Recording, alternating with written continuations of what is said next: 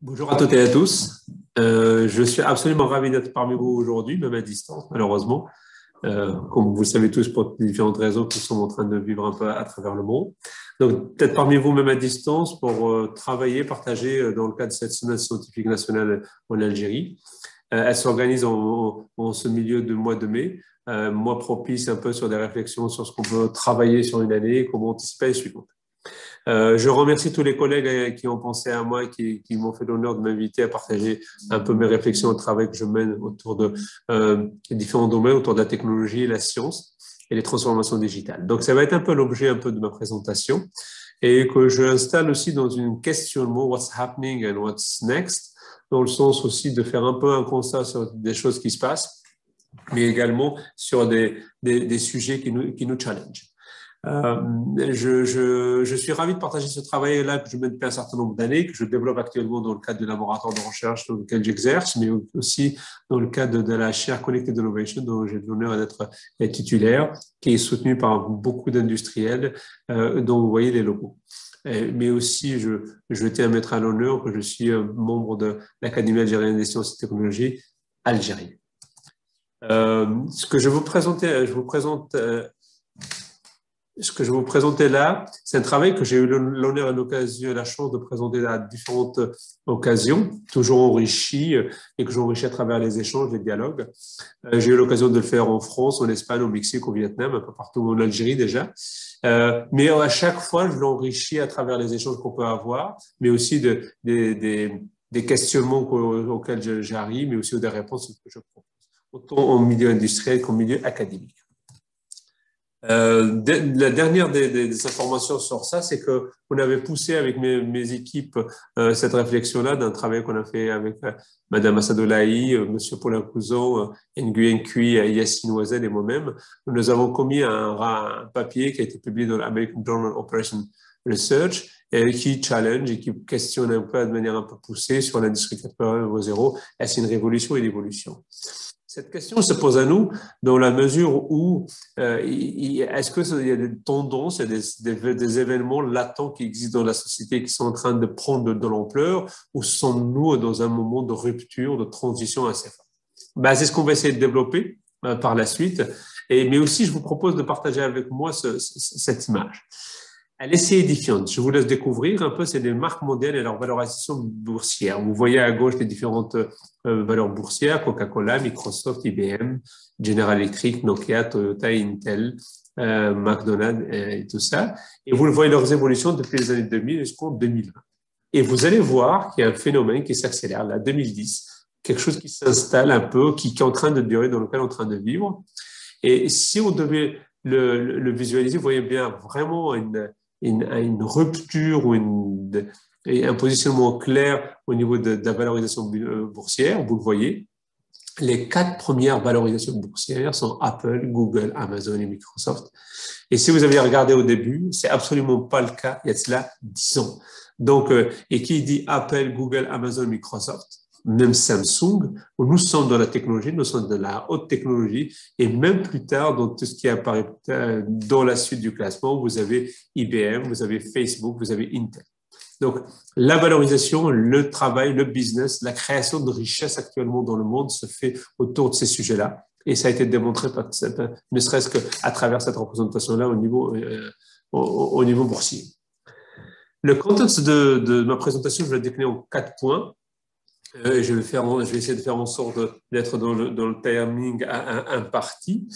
L'idée, c'est d'aborder un peu cette question what do we know about Industry 4.0 ou ce qu'on appelle un peu cette transformation digitale. Aussi un sujet qui nous interroge, hein, qui nous sollicite, c'est le decision making sensitive to digital transformation. Est-ce que cette transformation impacte un peu le modèle de décision? On s'est posé une question par rapport au contexte. Est-ce que le Covid-19 a de l'impact, oui ou non? Est-ce que quid un peu de la situation? Est-ce qu'il y a une disparité ou est-ce qu'il y a une disparité? Est-ce qu'il y a une relation, une similarité de comportement à travers le monde? Et que se passe-t-il? Quelles sont les tendances fortes qui apparaissent? Pour le premier point, Je me permets simplement de le rappeler, vous le savez pour pour certains d'entre vous certainement, un peu cette notion du 4.0. Je la mets sur le 4.0 parce que c'est un peu ce on a inscrit dans le cadre de la transformation de la société, transformation 4.0. Parmi les concepts et les standards, ils sont au nombre de 4. Vous avez les connected, optimized, transparent, proactive et agile. Donc, l'industrie 4.0, c'est l'interconnexion des systèmes, des machines, des méthodes et des produits. Donc, ici, on parle de connexion, de connectivité, c'est tous les continuous pool traditional data set with the new sensors and location-based data sets. Donc, vraiment, tous les capteurs, tous les systèmes qui mettent en relation les machines entre elles, les produits et les machines, les produits et les systèmes de manutention, de transport et d'autres. L'optimisation, c'est la recherche de l'efficacité, la recherche de l'acte juste avec le moindre effort, avec l'objectif atteint le plus rapidement possible. La transparence, dans une démarche un peu claire, avec des métriques qui permettent de suivre et d'éclairer le décideur, d'avoir une gestion de temps réel des plus efficaces. Être proactif, parce que gérer en temps réel n'est pas de l'improvisation, mais elle doit être éclairée par des bases de décision ou une anticipation, une esquisse d'anticipation. Être proactif dans la maintenance prédictive, dans l'anticipation, sur le forecast aussi. Agile, c'est ne pas rester figé, être réactif, être flexible. Si on prend la représentation que Koren a fait en 2010, quand il a essayé de représenter un peu ce questionnement qui est toujours latent, sur lequel on est en train de développer, dans son proposition du Global Manufacturing Revolution, et qui met sur Product Process Business Integration and Configurable System. Donc, on le regarde bien. Il y a des choses, c'est la fameuse un peu formule de l'éternel recommencement, mais avec une configuration, une formulation différente. Si on partait du XVIIIe siècle, on était sur un système où on avait vraiment du craft production, où on avait vraiment de l'artisanat, où on faisait un produit, un artisan était sur une commande. On les a vécus les uns les autres dans nos contrées lointaines, en Kabylie, en Algérie, on commandait le menuisier de préparer le meuble qui allait bien à la jeune fille qui allait se marier. Donc, il avait ça, il n'y avait pas de standardisation, il avait des modèles récurrents qui étaient à la mode, mais on partait sur ça. Par la suite, il y a eu l'automatisation, ce qu'on associe à la première révolution avec la mécanisation, avec les moteurs et l'énergie qui commençaient à apparaître. Et de là arrivait un besoin plus fort, mais l'offre était restreinte et était vraiment délimitée par un certain nombre d'acteurs et que positionner les offreurs, les industriels en position d'autorité et position dominante. Et la fameuse phrase de "A customer can have a car printed any color he wants as long as it's black", que disait Henry Ford. Donc, vous voyez un peu sa position dominante sur le marché, mais aussi sa position un peu, sa vision du système économique de l'époque. Donc, la massification de la production commençait à poindre, les systèmes d'assemblage et la fameuse ligne d'assemblage de la Ford T, de la ligne Ford.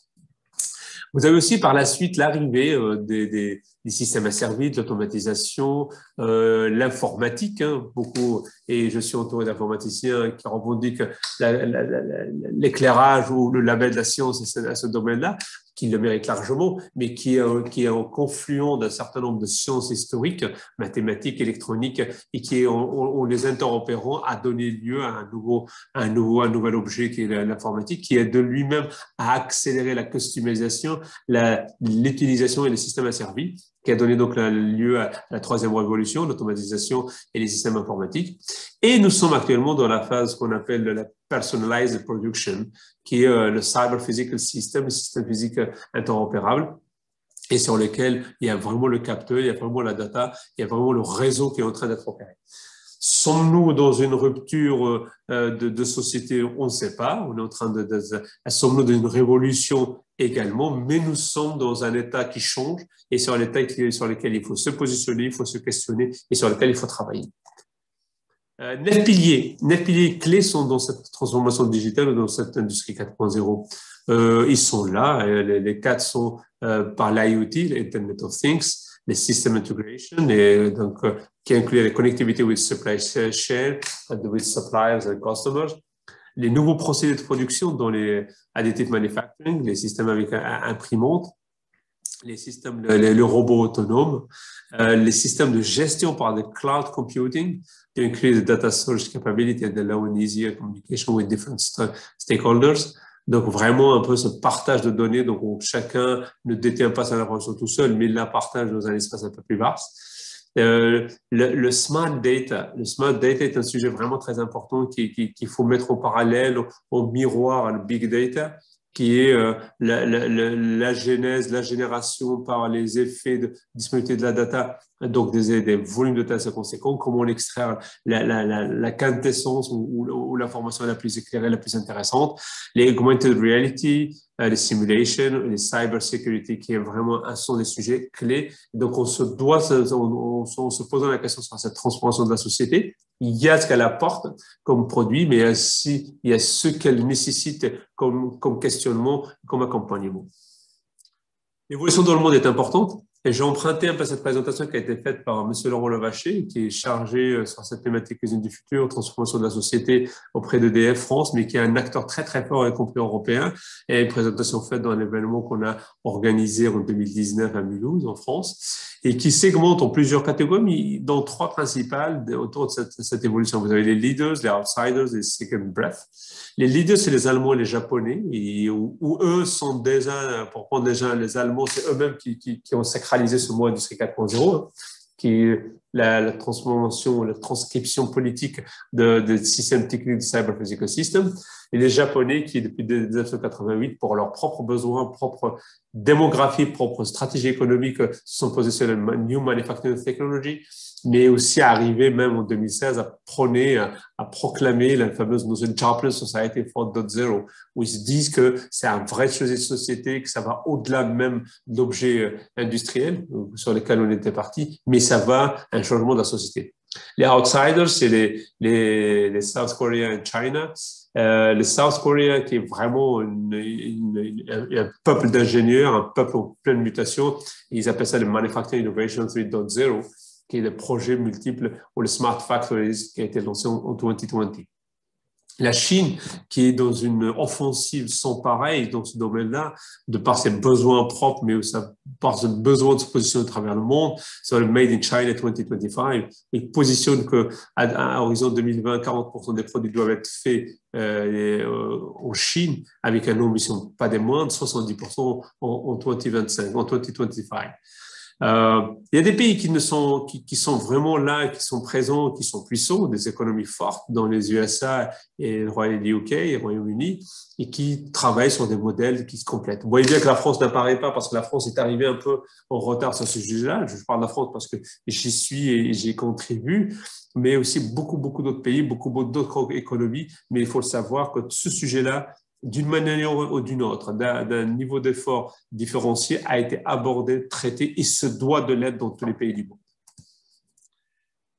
À ceci, il faut ajouter que l'intérêt politique indéniable, le besoin de société important, l'évolution un peu de Corinne qui présentait un peu ce retour et ce retour différencié du mode de production, il est à noter que ce sujet-là répond aussi à l'effort humain, le human effort. Si on les regarde, c'est un travail qu'on a un peu essayé de faire l'analogie avec mes équipes en les regardant bien. Il y a une corrélation entre le niveau de technologie, l'appui sur la machine et l'effort humain. Si on regarde que l'homme a commencé par marcher, il s'est approprié, il a dompté les animaux comme moyen de locomotion. Ensuite, il a mécanisé, il a trouvé de nouveaux systèmes par les animaux, ensuite par les moteurs. Ensuite, il a utilisé le ciel, d'autres énergies. Il revient maintenant à de l'électrique, mais il revient aussi à se poser sa propre question, qu'est-ce qu'il est et quel est son avatar. Vous voyez un peu ça avec la réalité augmentée et la réalité virtuelle. Vrai sujet important. Et la relation de l'homme à son propre effort, ou à l'énergie, au temps, est même au-delà même d'une transformation de la société, et une vraie question philosophique et sociétale. Donc, si on pouvait résumer les différentes tendances et challenges, ils sont au nombre de 5. accroissement indiscutable de la variété des produits, la réduction drastique des cycles, que ce soit des produits, des process ou des entreprises. Les lots sont de plus en plus courts parce que les produits sont variés. Les demandes sont instables parce que les produits vont et viennent très vite et le marché est très, très versatile. Et aussi, pour faire face, les systèmes de production, paradoxalement, se complexifient avec plusieurs étapes, plusieurs buffers. Donc, la question qui s'est posée à nous, qui se pose à nous, qui se pose à nous tous, mais sur laquelle on travaille, c'est modernization or intensification of the network coupled with improved information flow and data availability. Donc, quid de la data, quid de l'information et flux d'information dans le cadre d'une modernisation et d'une intensification des réseaux. Et l'autre question très importante, c'est la RSE, la responsabilité sociale et environnementale, c'est la responsabilité and sensibilisation, social and environmental of the human being, individually and collectively in the face of the effort. Donc, quel est l'effort qu'on doit fournir? Quel est le travail qu'on doit produire afin de faire en sorte d'être un peu responsable et d'être un peu responsable maintenant et responsable pour les générations futures? Quid de la décision et la sensibilité à la décision par rapport au monde digital? Là, ça a changé. Donc, entre les approches de production et la décision, donc challenge the production approach and production philosophy, ça c'est vraiment important. Comment on va vraiment les approches traditionnelles par rapport à les systèmes de production, les nouvelles stratégies et les nouveaux business models face aux changements économiques, environnementaux et la régulation, mais aussi l'identification et l'interaction des nouveaux indicateurs de performance, des nouveaux performance indicators et le système de décision. Si on les regarde de plus près, tous ces sujets-là, on peut les prendre et tous les mécanismes qu'on est en train de mettre en place depuis toujours, d'ailleurs depuis 1950 à nos jours, à aujourd'hui, c'est comment on pourrait faire l'évolution des outils de la décision. Parce que toute une histoire de décision, on a vu, il y a l'histoire de l'effort à fournir par rapport à la mécanisation, mais aussi de la décision. C'est parti par comment avoir de la data analysis on the operation support, comment vraiment faire travailler et rassembler de l'information. Deuxième niveau, deuxième étape, et ce premier s'est inscrit dans la Customized Analysis and the Spreadsheet, c'est la première étape qui est toujours pérenne. Ensuite, vous avez la Decision Making Aided by Data Analysis, donc vous avez le Gathering Data, ensuite vous avez l'Analytics, basé sur ce qu'on appelle de business intelligence, comment faire de l'analyse du système basé sur la data. Vous avez ensuite une nouvelle arrivée autour du data mining qui a amené la decision making driven by data analysis. Donc là, on a rassemblé, on commence à essayer de réfléchir à la possibilité d'y travailler. Maintenant, on commence à prendre de la décision basée sur cette data-là. Et on arrive un peu sur cette avalanche-là, la dernière génération qui est en cours. C'est le automatic and real-time decision making basé sur le machine learning, le big data, le cyber physical, l'IoT et l'artificial intelligence. Donc, si on fait un focus rapide, ce sujet-là en lui-même aurait pris un temps important. Donc, c'est the correlation between decision theory and patterns for decisions. Decision theory and patterns for decision in industrial development. Vraiment, quels sont les modèles de décision, quelles sont les théories de décision qu'il faut appliquer. The digital transformation is changing the nature of information creating. Donc, l'idée, c'est comment on peut accélérer, comment on peut challenger la decision making et les changements dans les modèles, dans son modèle. Et vous avez les nouvelles pratiques dans les data analysis and information and the data hierarchy. Et c'est vraiment important. Et la sacro-sainte analyse actuelle, c'est de se dire, oui, j'ai besoin de prendre la bonne décision, j'ai besoin d'avoir une décision éclairée, c'est un fait. Et j'ai besoin que cette décision-là soit basée sur des data récoltées, donc, mais aussi cette data, comme vous l'avez vu dans les piliers de la transformation digitale, c'est la smart data. Mais pour avoir une smart data intelligente, c'est quel est dans l'ensemble le volume de data, quelle est la data la plus pertinente sur laquelle je dois appuyer mon raisonnement et je dois appuyer ma décision et mes décisions futures. L'autre point que je vous propose d'aborder, sur lequel il faut vraiment avoir une réflexion profonde et sur lequel il faut se positionner, the actual decision of the digital transformation. Là, on a pris l'impact de la situation, on prend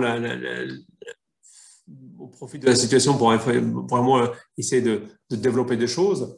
et voir un peu est-ce que les évolutions naturelles et ou la situation que nous vivons, comment on peut la qualifier.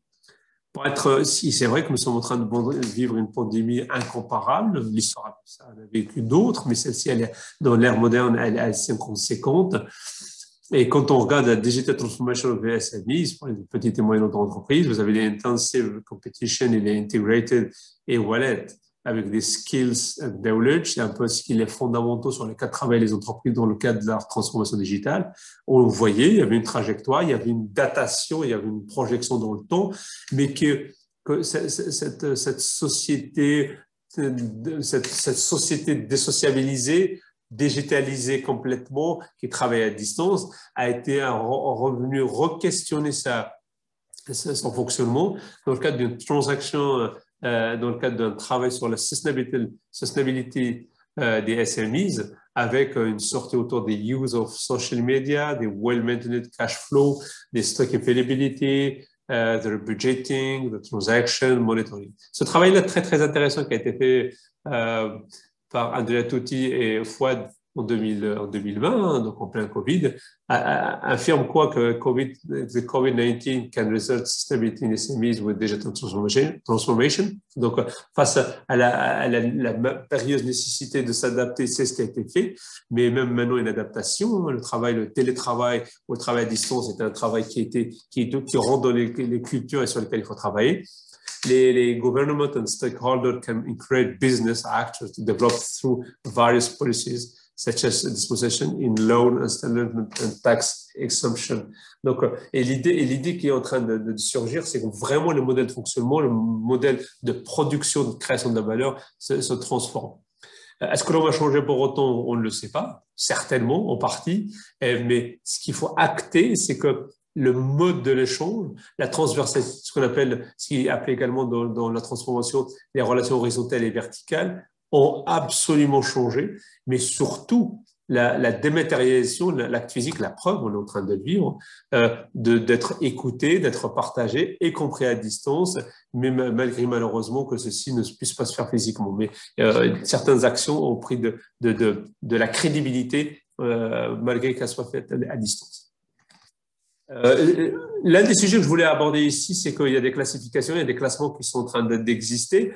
Le classement ne vaut que pour celui qui le regarde, vous allez me dire, mais ce classement-là vaut par rapport à un accès à un certain nombre d'études et d'analyses et de données qui sont prises en compte. Vous avez pour le Digital Transformation, Development and Productivity in Developing Countries. J'essaie de prendre ça pour voir un peu qu'est-ce qu'on peut en extraire comme information pour différents pays, dont entre autres l'Algérie. Il y a une classification qui est faite autour de 4 grands blocs, les stand-out, stand-out, les break-out et les watch-out. Ces 4 groupes sont pour le premier, c'est les entreprises à fort niveau de digitalisation et qui sont toujours en amélioration. The countries are highly digital advanced and also move with high momentum. Les still out, c'est les countries enjoy high level of digital advancement while improving slowly. Donc, c'est vraiment, elles les souhaitent, elles y vont, mais elles ont un besoin, mais le rythme n'y est pas, le breakout, avec des niveaux assez bas de la transformation digitale, mais qui se challenge pour évoluer le plus rapidement possible. Les watch-out, comme on le sent à travers ça, c'est face significant challenge, donc ils ont besoin de faire face à un certain nombre de challenges pour l'État qui est au niveau des gestions assez bas, mais qui malheureusement n'est pas dans un continuum suffisamment important. Donc ça vous dresse un peu entre ceux qui sont vraiment très très en avance, ceux qui sont conscients du besoin d'y aller, mais sur lequel le travail à faire peut être intéressant, mais qui existe encore. Ben, la question qui est intéressante, c'est que par rapport au GDP, par rapport au produit national brut, du moins dans sa manière agrégée, voici le classement. Il n'y a pas de corrélation directe, j'ai mis le R carré sur cette représentation-là entre le Digital Evolution Index et le taux de PIB ou taux de rendement qui est établi. Vous voyez bien les stand-out, les still-out, les break-out et les watch-out. Vous voyez bien l'Algérie apparaît, je suis assez ravi de ça, dans le sens où nous sommes dans cette catégorie des États, des pays et qui se donnent les moyens et qui se questionnent sur le sujet. Donc, il y a it's a relationship is positive indicating the country with high digital transformation enjoy higher level of GDP par habitant. Vous voyez bien que, vous voyez bien, peut-être pas assez clairement, mais des pays tels que, pardon, des pays tels que la Malaisie, le Chili, l'Arabie Saoudite sont vraiment dans la Turquie, en tête pour un peu ce challenge-là. Et vous avez des pays qui ont un fort impact en termes de rendement, de capitalisation, de PIB, mais qui ne sont pas au niveau de digitalisation, ils sont à un niveau relativement décalé. Vous le voyez un peu, si c'est l'indexation, où l'INDC entre 1,5 et 2 par rapport à l'indexation. Si on regardait sur l'autre indicateur au terme de la productivité du travail, et en lien avec la transformation digitale, son indice, toujours dans la même catégorie, l'Algérie existe et a été identifiée with high level of digital transformation, donc ça est dans cette liste-là, and enjoy high level of labor productivity.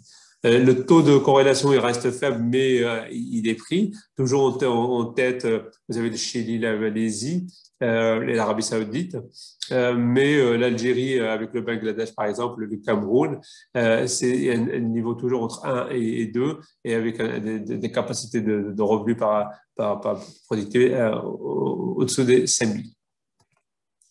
Et dans le terme de classement des pays en voie de développement, ce qu'on disait, qui repositionne un peu ces événements-là, cette capacité-là, c'est un travail qui a été fait par Ali et Heidi sur la Digital Transformation Development and Productivity in Developing Country, et qui posait la question d'un Review of Economics and Political Science de l'année dernière, en 2020, puis un peu de ce positionnement. Et que pour ce qui est de l'Égypte, l'Algérie et le Nigeria are the watch out region, which made a digital transformation challenge to face and net more economic challenge to overcome. Donc, il y a un vrai besoin, il y a une vraie prise de conscience, il y a une vraie existence de ce questionnement-là, mais il y a un vrai travail à opérer, à travailler, il y a une vraie mutation à faire. Donc, les questions maintenant, c'est...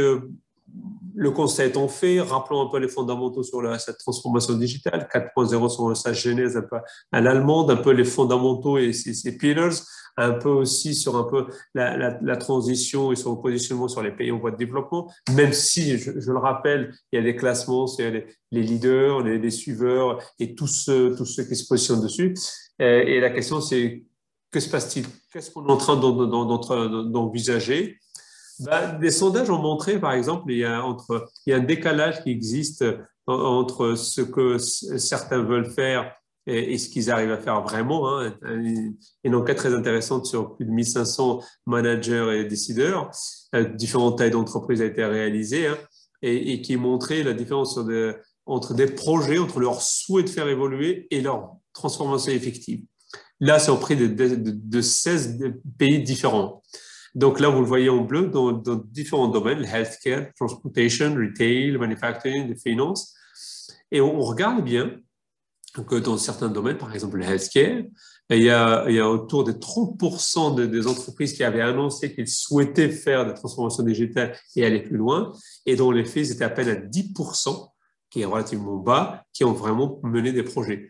Dans la transportation, on passe à un peu plus de 30%, entre 30 et 40% d'intention et qui monte jusqu'à 20% de réalisation. Le domaine où il y a vraiment beaucoup d'intention qui dépasse les 50%, qui taquine les 60% d'intention d'en faire un vrai projet de transformation, mais dans les faits, pour différentes raisons, hein, qu'on va essayer de voir, ceci ne peut se réaliser qu'à peine en dessous des 30%. La question, c'est pourquoi ces challenges sont si difficiles, pourquoi il faut vraiment se poser la question. Il y a 4 niveaux, il y a les planification, experimentation, implementation et post-implementation. Et quand on pose la question, pourquoi ceci ne s'est pas fait, le main challenge pour la transformation, au niveau de la planification, c'est lack of skills dans 20% des cas du staff, des équipes. Au niveau d'expérimentation, c'est toujours ce manque de compétences, la compétence des équipes dans 14%, mais aussi la résistance au changement dans 10% des cas. Dans l'implémentation, ce qui crée comme challenge, difficulté de cette transformation, même entre l'intention et la réalisation, toujours le manque de compétences. Vous voyez bien, la compétence revient toujours parce qu'il faut déjà la qualifier, cette compétence-là, l'identifier, mais aussi la cybersécurité, gros sujet à ce niveau-là. Toujours aussi, mais dans la post-implémentation, conséquence de la mise en place d'une digitalisation, c'est dans 14% des cas, la difficulté autour de la cybersécurité, les attaques, les agressions, mais aussi la compétence dans 13% des cas. Donc, la synthèse de ça, c'est que travaillons pour créer cette compétence-là, qui va accompagner cette transition-là, parce que ce manque de compétences, quelles que soient les intentions, quelles que soient les volontés, si on n'y a pas la bonne compétence à disposition, c'est un vrai sujet. Donc, cette compétence, on va l'acquérir à travers des expériences au niveau des entreprises, au niveau des universités, au niveau des laboratoires de recherche. Vrai sujet du moment, mais vrai sujet qui va nous poursuivre sur les années futures. Gros sujet sur quelles sont les compétences. Donc, si on devait se poser les compétences, et c'est l'éternelle sacro-sainte question, maintenant pour accompagner ce moment-là, cette transition-là de société. En 2015, il y en avait 10 d'identifiés. On parlait de la capacité quelles sont les compétences nécessaires pour accompagner un peu cette notion de service industrie du futur, cette transition. On passait déjà être en capacité de résoudre des problèmes complexes, pouvoir coordonner le travail d'équipe, avoir une capacité managériale, avoir un esprit critique, être en capacité de négociation, être soucieux du contrôle qualité, avoir une orientation des services, avoir un système de jugement et de décision, active listening, creativity. Si on regarde un peu l'analyse qui a été faite sur les besoins qu'on doit regarder, how we need to rethink, c'est qu'en 2020, sur ça, on doit maintenir cette capacité des complexes, de gestion des problèmes complexes, savoir cet esprit critique, cette créativité, cette toujours capacité de management, cette capacité de coordination, mais apparaît de nouvelles notions, cette nouvelle notion que sont voilà une animation qui va réapparaître. C'est ce qu'on appelle, elle va apparaître ici, c'est l'intelligence émotionnelle, le jugement toujours, la qualité, mais la négociation, mais aussi la flexibilité cognitive, c'est-à-dire la capacité d'absorption des événements, et qui nous mène directement à ce que Kenderen appelle la cinquième de la société 5.0, qui part de la coexistence avec la nature, ce qu'on disait, le développement et l'éducation des techniques dans le cadre des fermes, l'industrie, l'intensification des computer science and distribution information, et la nouvelle société, la super smart society, qui est au sommet, mais il y en a peut-être d'autres, et que c'est un vrai sujet, et que cette capacité d'acceptation, cette capacité d'adaptation est un vrai sujet. Donc, la transformation digitale, ce n'est rien d'autre qu'une transformation de la société qui appelle d'elle-même un nouvel besoin de compétences et sur lequel on est tous interrogés, questionnés au quotidien, comment nous devons nous adapter et comment cette société-là dans laquelle nous sommes en train de vivre s'adapte et comment on s'accompagne mutuellement. Donc, en conclusion à mes propos, vous avez 3 points clés. Vous avez une industrie 4.0 est une évolution. Nous sommes convaincus que c'est une étape. Il n'y a pas de rupture. Il y a des évolutions techniques, technologiques. C'est une natural tendency dans un cercle virtuel de la relation homme-machine par rapport à ces besoins d'effort. L'idée, ça pourrait être clamé comme une révolution, mais laissons le temps aux historiens de le faire. On n'a pas de retour suffisant pour pouvoir le proclamer, mais à date, nous sommes dans une tendance, la preuve, la pandémie a fait une accélération encore de ce phénomène-là, de cette digitalisation. C'est change of life practice, ça c'est un vrai sujet, en termes de communication, de consommation et de travail. Un travail de décentralisation, un système de dynamic supply generation and decision nodes. Donc, on décentralise un peu, on a des niveaux de décision un peu partout sur le réseau global d'apport. On ne parle plus de supply chain, mais on va parler de network supply system avec des layers, des strates, des décisions différentes. L'idée aussi, c'est que, vous l'avez vu, tout ça doit être accompagné et que les professions du futur, l'avenir, les métiers qu'on aura à l'avenir, on ne les connaît pas aujourd'hui. Dans 50% de leurs cas, des cas, C'est ce que pressentent certaines études. Mais ce qui est certain, on se doit d'être prêt, on se doit de nous adapter, parce que comme sachant que c'était une évolution, donc elle sera là, on y sera. On doit innover et adapter cette innovation et la partager.